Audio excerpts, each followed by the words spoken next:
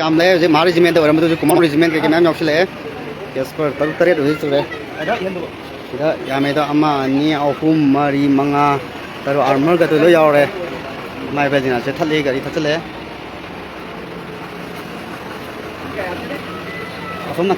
asom nakanda na ahum mung lehuri a somda ahum lehuri somna kanda jo ngasi ngarang pung tara dwaida khoi khulnga khojingi gypsy ani Fulai ko na pulap kha ge ne madai tholei birang ne se je ado dei mai bel dina nomoi ke pitho na ha ba ado moi na piyo ya da ba ado to gi ne ji kana to nei je to ki tana full support tor ga je mai tei da di pha ba ko mi thong yam ta thar le ado no je mai tei ge no yam lu ye lan ga sam na re ji kum bi se cookie da samai to bo company se cookie to go da thab king jina mai tei jing do in tau le re se lei mam je si mai bal jing kan na ri si ma phom ahum ne si ma phom ngak ni kumbi lamlong da ma adu kumbi police station da ma phom ahum da ne je to na ri si kumbi bazar maning khar ka de halli mo je gari kamai tar ko na ye je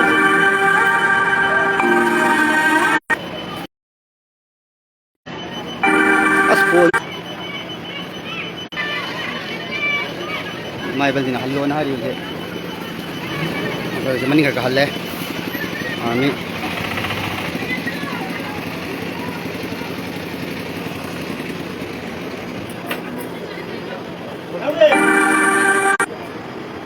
de phone to sele ka adi ko tham kana to na to sele nam sia to bio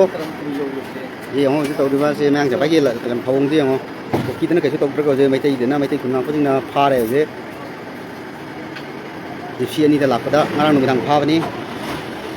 adi ko tha to pri rang kal li ji amna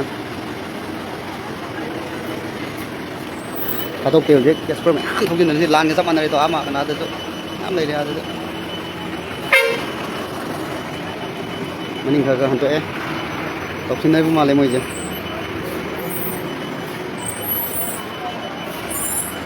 kumbi bazar kumbi se kumbi da makhum ahum ne samana mung nari je masi kari gi mung nari no war ga ngarang dang pung tara dai da ful nga pa sinau ding gypsy kari gypsy no kha je ba ado gi thole ko no le